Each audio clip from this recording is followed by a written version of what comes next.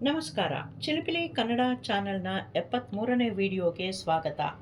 ಇಂದಿನ ವಿಡಿಯೋದಲ್ಲಿ ಪ್ರಾಥಮಿಕ ಶಾಲೆಯ ಮಕ್ಕಳಿಗೆ ರ, ಗ, ಸ, ದ, ಅ ಮಾದರಿಯಲ್ಲಿ ಅಕ್ಷರಗಳ ಪರಿಚಯವಾದ ನಂತರ ಅದೇ ಅಕ್ಷರಗಳನ್ನು ಬಳಸಿ ಪದಗಳನ್ನು ರಚಿಸುವ ಒಂದು ಆಕರ್ಷಕ ಚಟುವಟಿಕೆಯನ್ನು ತೋರಿಸಲಾಗಿದೆ.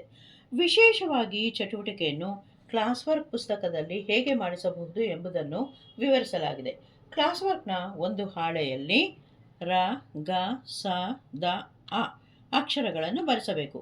ಆ ಅಕ್ಷರಗಳನ್ನು ಬಳಸಿದ 2, 3 ಮತ್ತು 4 ಅಕ್ಷರಗಳ ಪದಗಳನ್ನು ಬರೆಸಬೇಕು ಮತ್ತು ಆ ಪದಗಳನ್ನು ಓದಿಸಬೇಕು.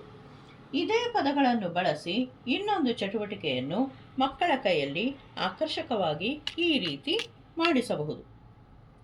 ಉದಾಹರಣೆಗೆ ಇಲ್ಲಿ ರ ಅಕ್ಷರದ ಕಾರಣ ಹಿಂಬದಿಯಲ್ಲಿ ಆ ಅಕ್ಷರಕ್ಕೆ ಸಂಬಂಧಪಟ್ಟ ಪದಗಳನ್ನು ಒಂದು ಹಾಳೆಯಲ್ಲಿ ಬರೆದು ಕಾರಣ ಹಿಂಬದಿಯಲ್ಲಿ ಈ ರೀತಿ ಅಂಟಿಸಿ ತರುವಂತೆ ಹೇಳಬೇಕು. ಈ ಹಾಳೆಯನ್ನು ತೆರೆದಾಗ ಈ ರೀತಿ ಪದಗಳು ಕಾಣುವಂತೆ ಇರಬೇಕು. ಅದೇ ರೀತಿ ಉಳಿದ ಅಕ್ಷರಗಳಿಗೂ ಸಹ ಮಾಡಿಸಬಹುದು.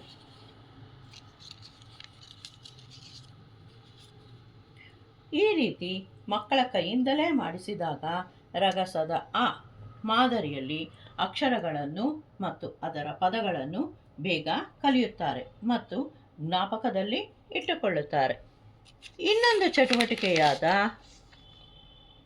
ಬಿಟ್ಟ ಸ್ಥಳ ಮತ್ತು ಪದರಚನೆಯನ್ನು ಇನ್ನೊಂದು ಹಾಳೆಯಲ್ಲಿ ತೋರಿಸಲಾಗಿದೆ. ಶಿಕ್ಷಕರು ಈ ಚಟುವಟಿಕೆಯನ್ನು ಬಳಸಿಕೊಂಡು ಪ್ರಶ್ನೆ ಪತ್ರಿಕೆ ತಯಾರಿಕೆಗೆ, ಆಕ್ಟಿವಿಟೀಸ್ ಮಾಡಿಸಲು, ಹೋಮ್ವರ್ಕ್ ಮಾಡಿಸಲು ಉಪಯೋಗಿಸಿಕೊಳ್ಳಬಹುದು.